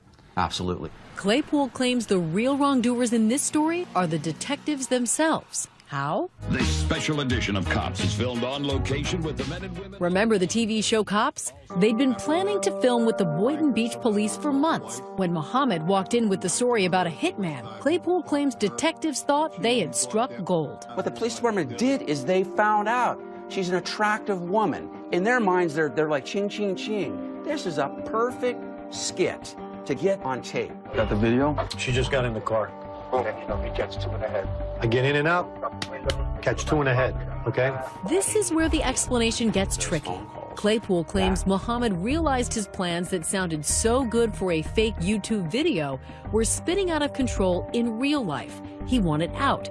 But detectives threatened him to make him continue as a confidential informant. He wanted zero part of that. Detective Marino was calling him 10 times a day. Dude, you got to do it. You got to do it. You got to call her. Mohammed acknowledges he felt pressured by police in this deposition. Why did you believe that you could get prosecuted for this if you didn't continue to work with them? Because they told me I could. Okay. Why would the police put pressure on Mohammed? Claypool says they wanted to make sure nothing stopped the cops' TV show from going forward. And under all that pressure, Claypool says Mohammed freaked out when Dahlia told him she didn't want to meet with the supposed hitman. Dahlia starts backing out. She didn't want to have any part of this anymore. Hey, we're staying in Paris. Claypool claims she only kept up the act because Mohammed threatened her with a gun. He threatened to hurt me and to hurt my family. Did you believe he would? Absolutely, yes. So she was threatened to act out a hoax on a videotape? I mean, do you understand how ridiculous that sounds to a lot of people watching this? Yeah, that's not ridiculous. You've got a 6'2", 230-pound man with a gun. Saying you will do this Absolutely. YouTube hoax or else? Right. All right, so that's how I'm going to do it. You know what I'm saying? Robbery went bad. All that leading to the famous 5,000% sure moment. I'm positive, like 5,000% sure. 5,000% sure, not 100% sure, not 1,000% sure, but 5,000% sure. How do you explain that? I look at that video and I see somebody who's struggling with whether she's really sure. She's struggling? What? Why? Well, how is she struggling if she's 5,000% sure? Well, you might find that humorous, but when I hear people say they're sure, I'm 110% sure. She's trying to overcompensate. Whether she's 10, 100, or 5,000% sure, Dahlia's lawyers believe the whole case against Dahlia doesn't add up to anything, that she was framed by the police. So are you saying that Dahlia was enticed, entrapped into soliciting a murder for hire? There's no question about it that the Boynton Beach Police Department was dead set on manufacturing a crime here. They've filed a motion to dismiss the case, claiming police violated her constitutional rights. The police deny any wrongdoing in a Skype interview. The cops' show just happened to be here at the time of this investigation. We're not in the business of producing television. We're in the business of saving lives. And we believe we did that in this case. We believe that the merits of the case, the evidence collected, will stand, and we believe we have a solid case going forward. And what about when Dahlia was arrested? I didn't do anything. Tell me you didn't do anything? Why didn't she just tell police her version of what happened? I've asked her that question too. Oh, yeah, everybody. Hey, Sergeant, this was just a YouTube thing we were putting together. She was in a state of shock. I couldn't react. I just completely froze. I wanted to get out of there and I felt just paralyzed. What do you say to people who say you're just denying the undeniable? That this is an open and shut case? That now with the attorneys that I have, so much is coming to light to where it would just be insane to not believe me. So who to believe? Is Dahlia the soft-spoken, wholesome woman at our interview, or a cold-blooded killer? Was the real you the person in those tapes or the person sitting here today? The person sitting here. The tape was, it was a show, it was a tape. That was the purpose of it. You were acting in those tapes? Yes. But you're liar, liar, liar. We asked him about Dahlia's version of what happened, that he and Mohammed were making a YouTube video with her. Absolutely not. That's a lie. That's such a lie. That's my reaction. He says he never even knew Mohammed, no less planned a YouTube video with him. I've never met him, ever. Mike's last conversation with Dahlia was a phone call she made from jail the night she was arrested. Mike, please, I need an attorney. Can you please help me? It's not true. Yeah, it's look, how do you explain what I saw and heard? Dahlia's lawyer, Brian Claypool, thinks Mike seems to offer a tit-for-tat that doesn't pass the smell test. No, what I'll do? You know what I'll do for you? Seriously? What? You sign my house back over to me. I'll help you, Mom, immensely. Give me my house back. That's it. That's it, what? I'll help you. That doesn't sound to me like it's coming from a person who thought his wife was going to have him shot twice in the head. As for the mysterious Mohammed Shahade, what does he make of all of this? He declined to do an interview with us. He has denied working on a video with Dahlia and Mike and ever threatening her. But Claypool claims these phone records show otherwise. 500 calls between Dahlia and Mohammed in the days leading up to Dahlia's arrest. She was baited, enticed, and entrapped. At her new trial, Dahlia says there will be one radical change. You're prepared to take the witness stand? I am. And testify in your own defense? And to handle all that cross-examination?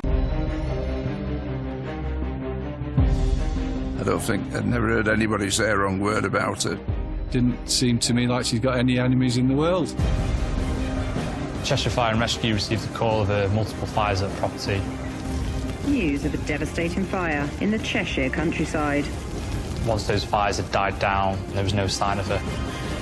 Where is the owner, and are they safe? When the deceased is found, clearly the state of the body, how it's been found, clearly a murder from the off. I can't believe anybody would treat Diane like that. Police believe she was murdered and then her home. In the middle of the Cheshire countryside lies a quiet, quaint hamlet. Cranage.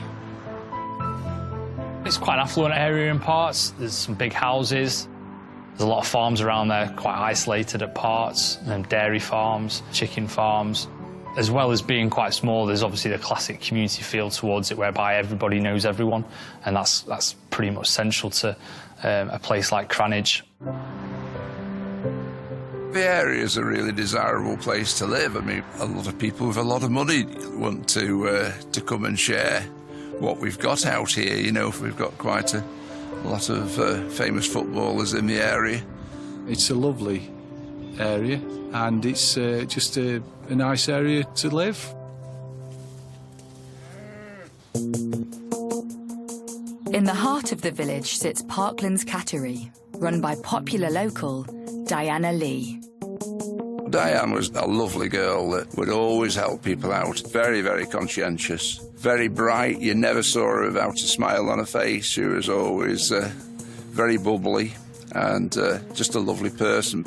I'd never heard anybody say a wrong word about her. She was always such a lovely lady, very full of the joys of spring, and didn't seem to me like she's got any enemies in the world. You know, she's that type of really likeable person. Originally from Tabley, Diana moved to Cranage in 2008 and opened her own cattery business. And it thrived. Diana opened the business with an ex-partner at the property and been quite successful in doing so. That partner then left that business, and she continued to run the cattery on her own. But Parklands wasn't just any cattery. It was the creme de la creme of the feline world. She loved cats, and that's why she created the business that she did do, which was probably a little bit unique to Cheshire and this environment. So offering TVs and beds sort of prices that probably slightly higher than maybe other areas of the country. So yeah, I mean, that showed probably her caring side more than anything else. I think anybody that wanted to trust anybody with their animal, you'd only have to be in the presence of Diane for a few minutes and you'd soon be contented the mind that your animal would be in safe hands and well looked after, well cared for, because she's just that caring nature. A large gated detached property next door to her cattery. But she didn't live alone. Being a big property at Parklands, Diana had a lodger who lived with her at that time, probably a bit of company, and also to help with the income coming in and to upkeep such a large property and the business as well. On the 8th of August 2012, Diana meets friends for dinner, something which she often does in her spare time. Diana met up with some friends in Knutsford at the Manzen Chinese restaurant on King Street, where she spent the evening with them. She got a lot of friends, Diane had, and she'd be out with different groups of friends quite a lot. But little does Diana know, that evening with friends is to change life forever and leave a lasting scar on the close-knit community. 11 a.m, Cheshire Fire and Rescue received a call of multiple fires at a property in Cranage. This suit was discovered through a family relative going to the address. They go to the house, they see fire coming from, smoke coming from the house and the garage. A neighbour was alerted who rang the fire brigade. Emergency services arrive and work tirelessly to put out the fire. Once those fires had died down and they'd been treated with, they'd realised that Diana's car wasn't at the property and there was no sign of her. That's the main concern for the police, would be where is the owner and are they safe? The police have got a report of a fire. You've got a relative who's turned up who can't find the owner. Clearly there's a number of seats of fire. Straight away you'd be thinking there's something suspicious regarding this, particularly if you're looking at an affluent property like we've got here. The fire experts are going to be looking at whether it's a deliberately set fire, whether it appears to be an electrical fire, whether it's potentially a chip pan that's gone over, and as soon as the idea that a fire has been deliberately set, everyone's mind goes into very suspicious.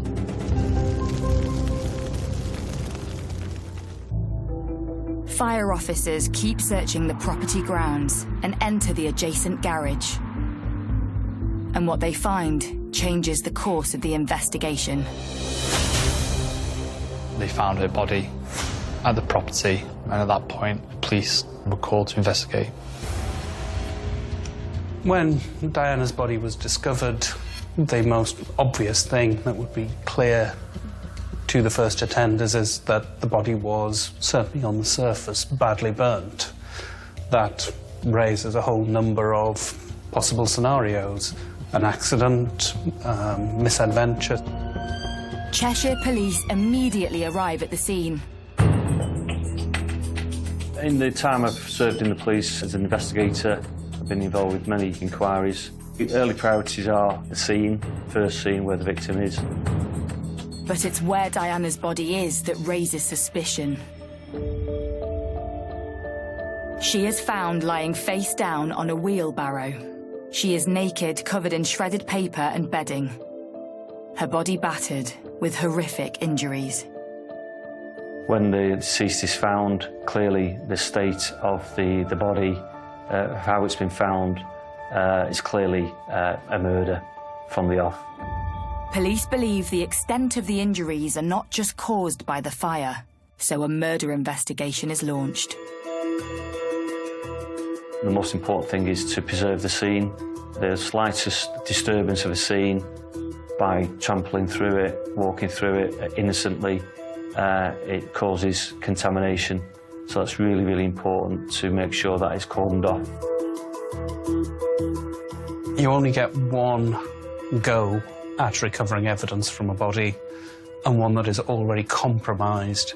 There will be a lot of discussion about what should be sampled at the scene, what should be done at the scene, what is going to be compromised by another action. So there will be a lot of effort going into preserving as much evidence as possible.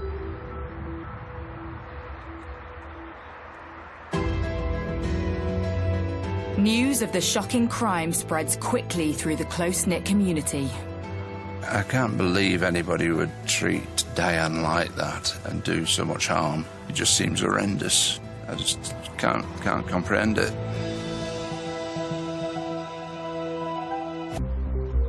In the quiet, quaint village of Cranage, the community is shocked at the news of a murder.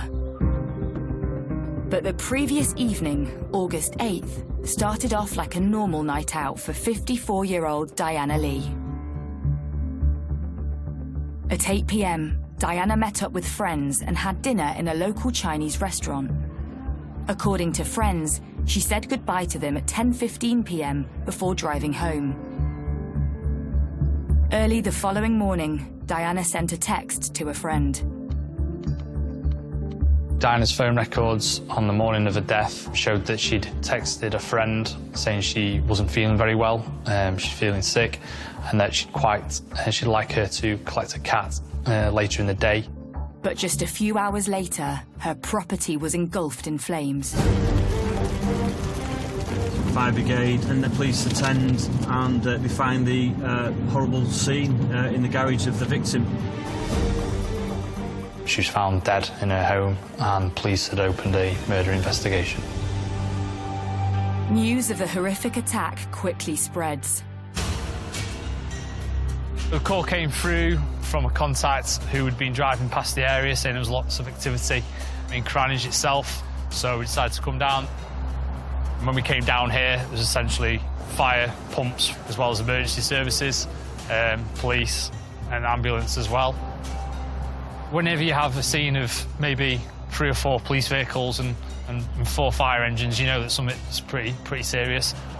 The tape was quite high up. They'd sort of cordoned off here, and it was difficult to get any closer than this, really.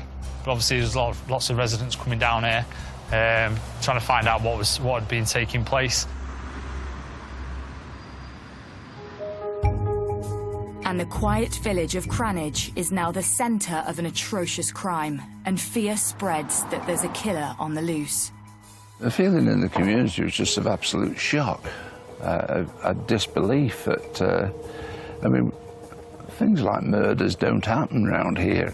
I mean, I think from the outset it was shock more than anything, and for it to happen for these residents on what is their doorstep was probably a big shock to them.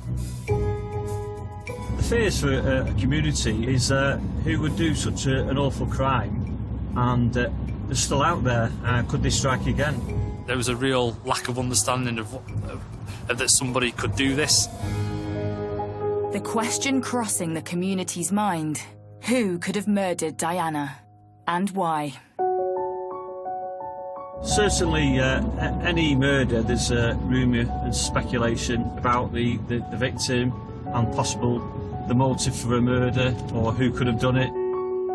Some murders are spontaneous, a lot of it is finance, so you'd be looking at straight away what the lady does for a living, is the money owed, has it just been a random targeted attack by some local or someone travelling? Police need to act fast, so they search the house. But they quickly come across a startling piece of evidence. There was evidence of the victim's clothing in the lodger's bedroom, and also a blood-stained knife which belonged to the lodger. So he's got access to the house, he's got access to the garage. He may have been in a relationship with this lady. So you've got to treat that individual as a suspect. You would have to arrest them. With such obvious evidence potentially linking the lodger to the crime, police need to establish his movements in the hours Diana was last seen alive. From their point of view, it was a case of trying to find out their background, where they were at the time of the incident, what they'd been up to, trying to find all sorts of reasons why they could have committed a crime such as this one. The lodger tells detectives that he last saw Diana at 7:30 p.m. in the garden before she left in her car to have dinner with friends in Knutsford. He goes on to say that he left for work at 6 a.m. and remembers seeing Diana's car parked on the driveway. While police unpick the lodger's alibi to see if it stacks up, the team on the ground make a breakthrough discovery. They found that Diana's car had been abandoned 10 miles away in Mobley. At that point, they'd also had reports from a taxi driver who had seen a man acting suspicious in the area, who'd also tried to torch the vehicle before running off. A witness came forward, a taxi driver, to say that he'd seen someone trying to set fire to the car. He challenged the driver, and the driver made off on a bike, and then he's made off on field. So again, the push bike would be a scene, and there'd be searches going around that area. Was this man Diana's lodger? And had he driven Diana's car 10 miles north? But while police gather evidence, another arrest is made. It was a person who was known to Diana, who'd been an ex-partner, who had been convicted previously of a charge against her. He had convictions against Diana in terms of beating her. There were 2 immediate suspects, 2 men who were in her life. So there was a lodger, and there was some circumstantial evidence that suggested that he was not all he said he was. And then there was a very violent ex who had actually been imprisoned for attacking her. So two quite strong suspects. But police are soon able to confirm Diana's lodger was at work the entire day from 6 a.m., hours before the fire had started. He is released without charge. And with the items of evidence found in his room, detectives now suspect the lodger was set up for murder. But by who? With Diana's ex still in custody, police take a more in-depth look at him and his whereabouts. A large proportion of domestic murders is sometimes it's an ex-partner. Clearly the ex-partner was a prime suspect very early on. Well, the motive is he knows the victim, it's previous violent history towards the victim, so straight away you'd be alarm bells going. We were all pretty convinced who'd actually done this. The local community recalled Diana had once lived a life in fear from her ex. Somebody that she'd known was banned from being in the area, and she knew that he'd been at the house. Certain things had moved, and she was petrified. And she gave me a call, and I went down to have a look to see if there was anybody there. I'd never seen anybody so petrified. And the location of Diana's car further cements police suspicions. It was dumped between her house and that of her ex's. The investigating officers realised that the car had been found in a location that was en route to the person, so it probably made sense in their minds that, again, he was the person who'd committed this crime. Questioning of Diana's ex intensifies. Is he still in contact? Where does he live? What were his movements for the day or the time of the murder, to eliminate them from the inquiry? So after a couple of days of speaking to the person who they'd arrested, it quickly became apparent that that individual had a solid alibi. With his whereabouts on the night of Diana's murder confirmed, her ex-partner is released. Having followed strong leads and had two potential suspects, detectives are back to square one. It was a case whereby the police had to reappeal for information. It was a case of them having come across a bit of a dead end and having to start again to see who had committed this crime. But post-mortem results come in and help police identify the cause of her death.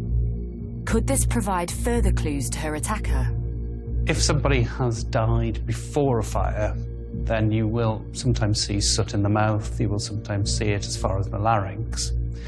But to get it down into the lungs, somebody has to be breathing, answer that vital question, was this person alive when the fire was burning? And you'll be seeing that she hasn't inhaled soot, she hasn't inhaled the products of combustion. All of this is pointing to her being dead and then set alight, rather than either a deliberate act by herself or some sort of strange accident with solvents.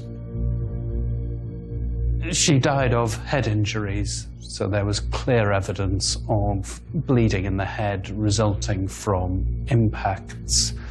That is very different to what you see if there's simply damage to the head from it being heated in a fire.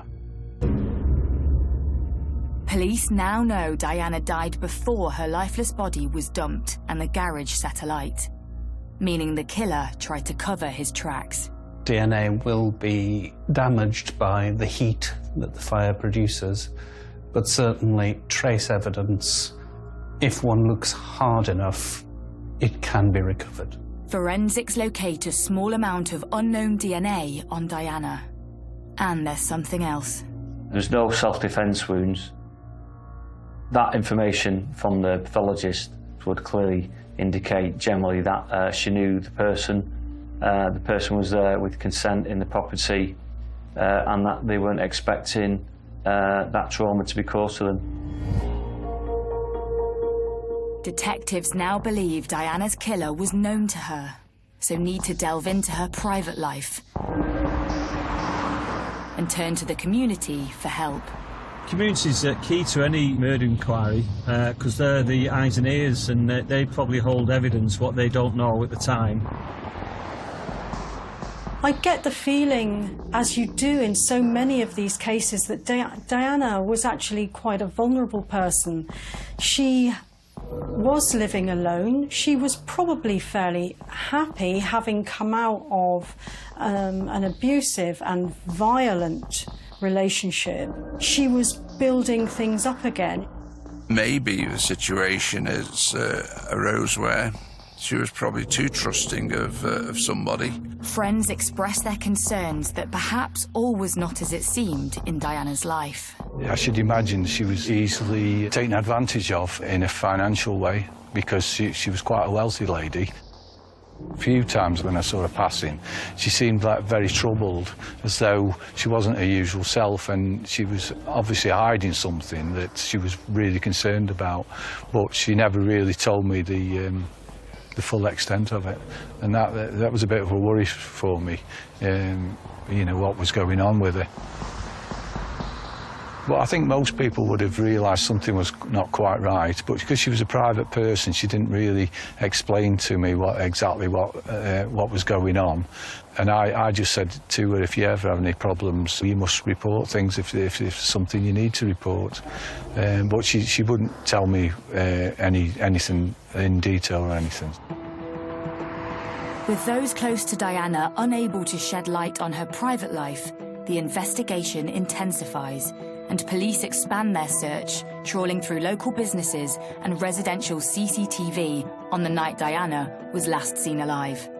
CCTV is huge on any major incident and murder inquiry, whether it's from the local council's CCTV, the police ANPR cameras, and then people's own CCTV from shops, businesses and private CCTV. A lot of the houses in this area will have their own CCTV. And if you get a fleeting glance of a vehicle or a person, that is key to an inquiry to identify people who have been at the scene.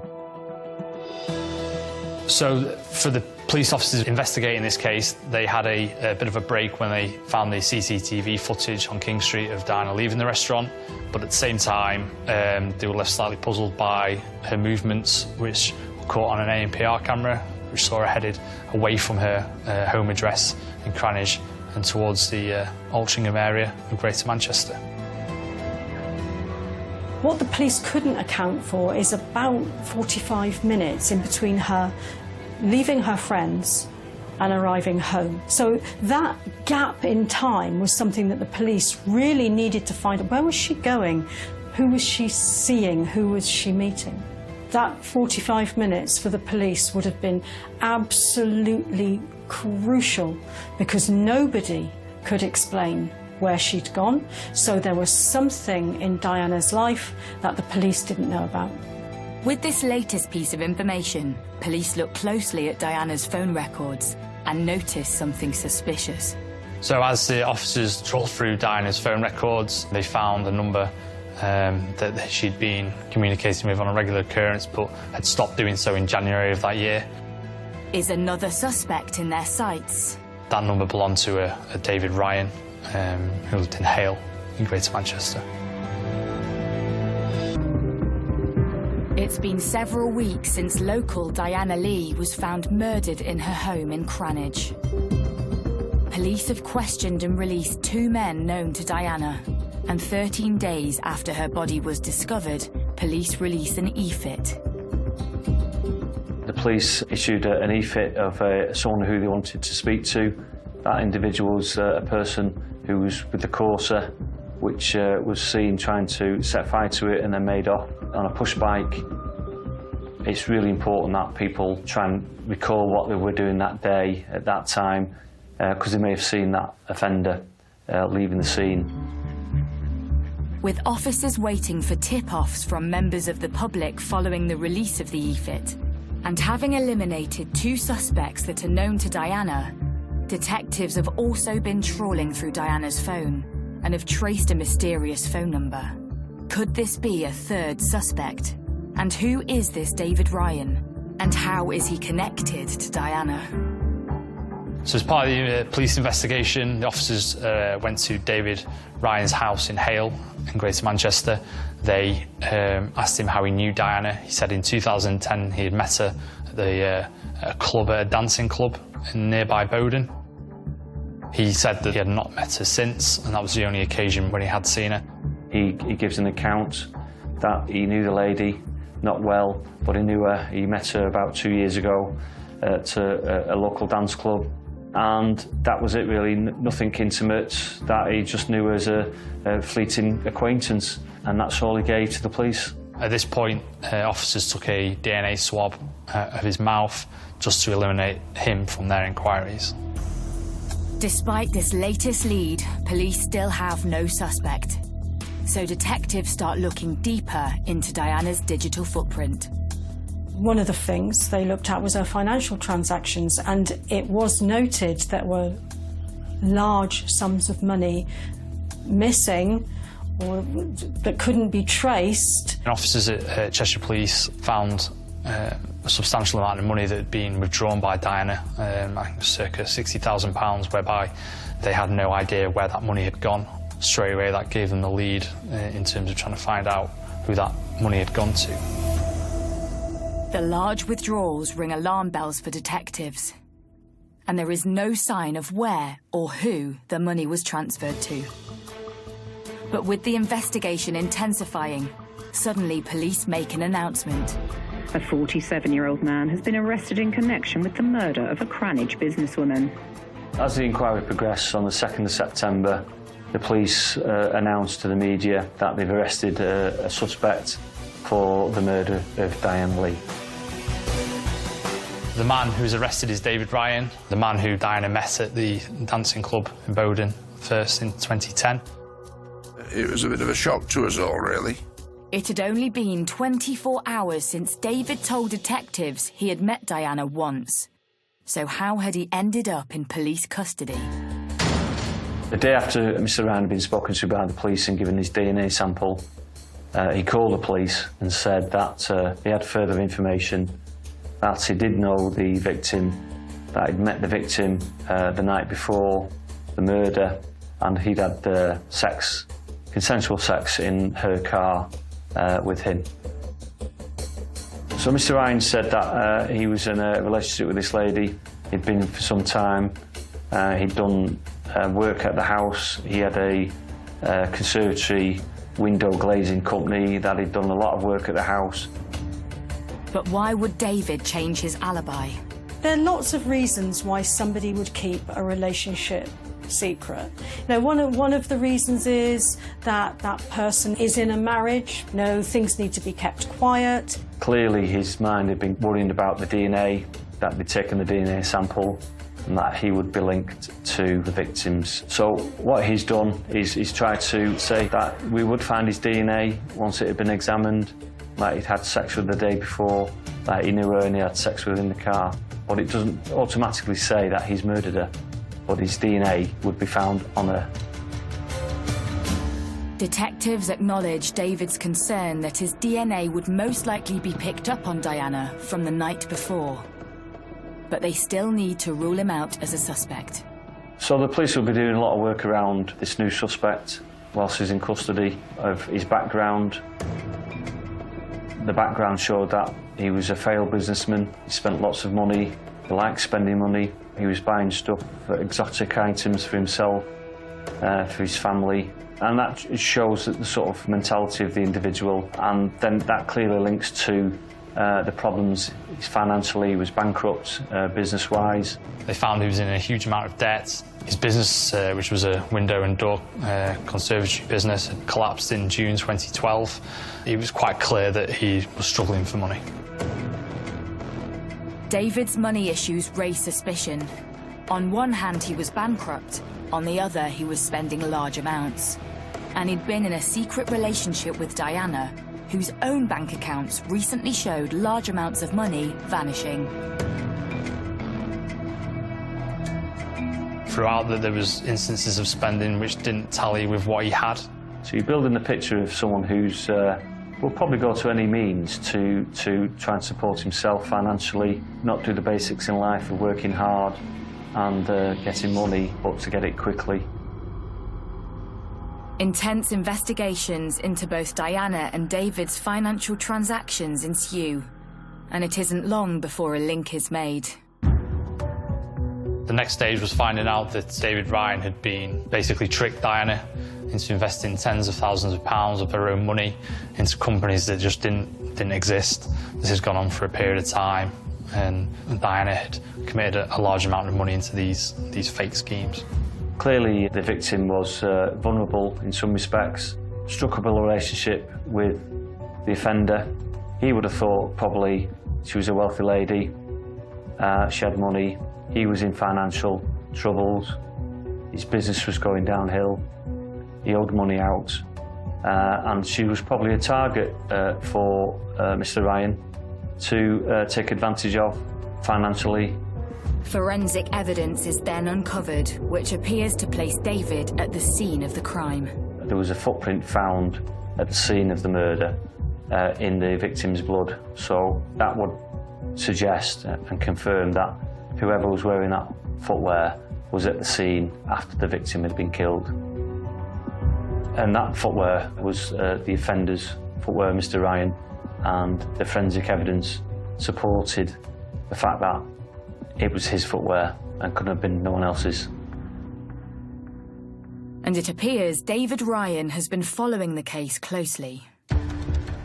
Computer analysis of his computers at his house and his phone, and it was quite compelling evidence, circumstantially, that he'd been searching on Cheshire Police website about the murder, where the inquiry was up to.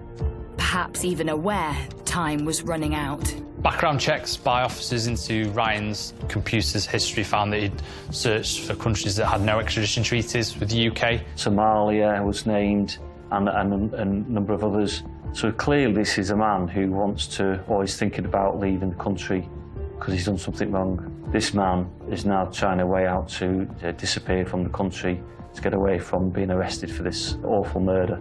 Police appear to have finally found their man. And by collating all their information on David, they piece together a timeline of a murder. Diana had obviously left the Man's End restaurant in King Street in Knutsford. And they know that her car was caught by the ANPR cameras driving away from her home. From there, she'd gone to Hale in Manchester to see David Ryan in her car. She picked him up. They travelled back down to Cranage, whereby they spent the night. And then, obviously, in the early hours of the morning, for whatever happened and whatever reasons, Diana was murdered. Having killed the person he's been having an affair with for almost 2 years, David then sets a scene. So following the murder, Mr. Ryan decided to cover his tracks, planting evidence in the lodger's room, using a dagger, leaving it there that he'd used to commit the crime. He'd also then started to plant various fires around the house. He tried to burn the body to try and get rid of forensic evidence. The problem being that he found that where he'd started those fires, there wasn't enough oxygen for the fires to let hold. The fires just burnt themselves out, so they didn't have the effect that he wanted to. His plan, quite clearly, was to destroy the whole property, to make sure nothing was left, to make sure no evidence was left behind, so nothing could be traced back to him. This was all about him getting away with it. This is about him walking away and leaving whatever behind him. This wasn't about anger. This wasn't about passion. This was, how do I get out of this? And can you imagine using that amount of violence just to get out of something? The police had sufficient evidence to go to the CPS to charge Mr. Ryan with murder. But what really went on that fateful morning? And what may have driven David to murder Diana? The trial of a man from the Altrincham area accused of killing a Cranage businesswoman has begun. Diana Lee, who was 54, was found dead after a fire at her home last August. It's been 10 months since Diana Lee was found murdered in her home in Cranage. And 48-year-old David Ryan faces trial for her murder at Chester Crown Court. Heading into the trial for this crime, I would clearly be concerned of all the evidence we've got. Have we got sufficient evidence to convict him beyond all reasonable doubt for a jury to believe the prosecution case and it's watertight? The last thing you want to do is go to a trial and there'll be some error or some process we haven't done. The continuity evidence has been missed somewhere and it be brought up at a Crown Court trial. Local reporter James Wilson recalls seeing Diana's killer in the flesh. On the first day of the trial, it was a bit of a surprise to myself to see Mr. Ryan stood there. He probably wasn't what you would describe as a person who probably capable of committing this crime, essentially. He wasn't very big, looked quite meek, and he was obviously incredibly nervous as the proceedings were about to begin. The prosecution begins by setting out its case to the jury. The prosecution outlined a really strong case in their opening statement. They detailed where the DNA had been found in the property, including the bedroom and other parts of the house. Quite a lot was backed up by phone records and evidence of the ANPR cameras around the area. It was an incredibly strong case and probably quite surprising that Mr. Ryan had, at this point was still pleading not guilty. The prosecution reveals to the court how David first responded to police. I think police officers were quite taken aback by Ryan's reaction to the request for a DNA swab. He wasn't happy, he became quite agitated, and he suggested he didn't want to do it. It was only after persuasion by the officers involved that mouth swab was completed. The prosecution reveals further evidence in relation to a text Diana sent. The police searched details on her mobile phone records. They found out that text messages had been sent in the morning to her close friends, saying she'd been unwell. A simple text message, but one which immediately flags suspicion among investigators. The text was sent early on the morning of 9th of August, when Diana was already dead.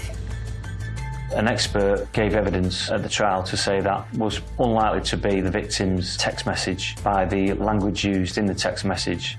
So sometimes we will use different experts in certain fields, and this expert would say that it wasn't the normal language used by the victim, but more likely to be used by the offender.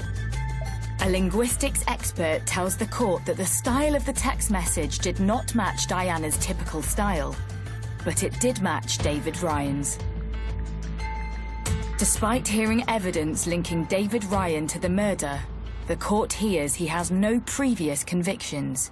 So what would lead him to commit such an atrocious crime? But as the trial unfolds, more information comes to light, hinting at a potential motive. Obviously living in Hale, it's a very affluent suburb of Greater Manchester. Maybe from his point of view there was a pressure to keep that up. Maybe there was a pressure to keep up that pretense that he just couldn't do anymore. This man was in financial dire straits. Now, that is one of the triggers that can cause big, big problems in a relationship. He may have feared that his wife was going to leave him because of these enormous debts. He may have gone out and looked for someone like Diana to be able to get some money to fix the other situation. I think he targeted Diana for money, and the reason I think that is because he spent all the money on his wife. He spent all the money on IVF treatments, on holidays, on things for his other family. He did not get invested in his relationship with Diana. So, no, I don't think he was in love with her. He'd already taken a substantial amount of money from Diana on the premise of investing in things that just didn't exist. But as it transpired, the deeper he got in, that was actually becoming a bigger threat to the other situation than perhaps even the finances were in the beginning. Somewhere along the line, this man is living a lie. He's married, he's got a child, he's been in another relationship with someone secretly, and unfortunately, all these things come to an end somewhere along the line. And in these circumstances, I would have thought in relation to the victim, she's gone to his house the night before the murder. She's collected him in her car, brought him back to her house. Diana started asking questions about the investment. You know, the money that she'd given him, where was it? How was it doing? Was she going to get any back? She wasn't a rich woman. She couldn't just chuck this money away and think, oh, well, you win some, you lose some. And I think that he was under increasing pressure from her. She was going to possibly tell someone, tell their wife, or go to the police to say, he's targeted me. So was David trying to protect his wife from finding out about his affair and his conning Diana out of money? And there's a stage where there's a trigger. He was more worried about his wife finding out and her maybe leaving him. He wants to protect the relationship with his wife, but we can't simplistically say that that is because he's so in love with his wife. It is far more likely that he gets his entire identity from the relationship he has with his wife. And if you took that away from him, you'd be taking everything. After a grueling 7-week trial at Chester Crown Court, the jury returns its verdict. David Ryan is found guilty of Diana Lee's murder. Conman David Ryan killed his wealthy lover after cheating her out of £60,000. Today, a jury in Chester found him guilty of murder. He is sentenced to 34 years in prison. There were shouts from the gallery from people connected to Diana who were obviously incredibly emotional at that time, hearing what they wanted to hear. Mr. Ryan was again pretty much motionless throughout this reading. There was no real reaction from him. I think probably he expected this verdict to come out, and again, he probably wasn't surprised deep down because he knew that he'd done this incredibly bad crime.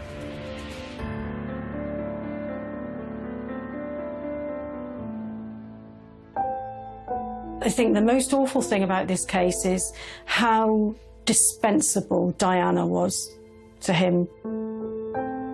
We all know she's a really, really lovely person. There's the lodger, who he doesn't know very well, but he's quite happy for both of those people to take the fall to protect his life. He has no empathy with their suffering or what's going to happen to them.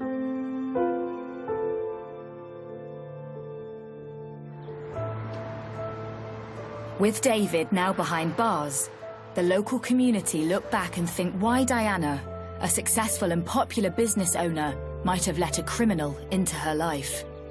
Diana didn't behave strangely when she gave the money to Ryan.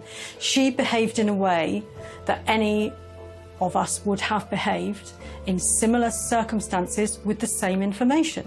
She didn't hand over money to a person who she thought was dodgy or that she didn't like. She was taken in by him. She may have been lonely. She cared about him. She trusted him. We give money to people we trust. She wasn't a stupid woman. In hindsight, or from where we're sitting, we can say, I would never have done that. Well, I guarantee you, if you felt the way that she did, you might well have done. It's just worrying, really, what can happen to you. And obviously happened to Diana, which is such a shame, because she was such a lovely lady. Still in everybody's minds, still can't believe what's happened. It's just a tragedy. For the residents of Cranage, she will never be forgotten.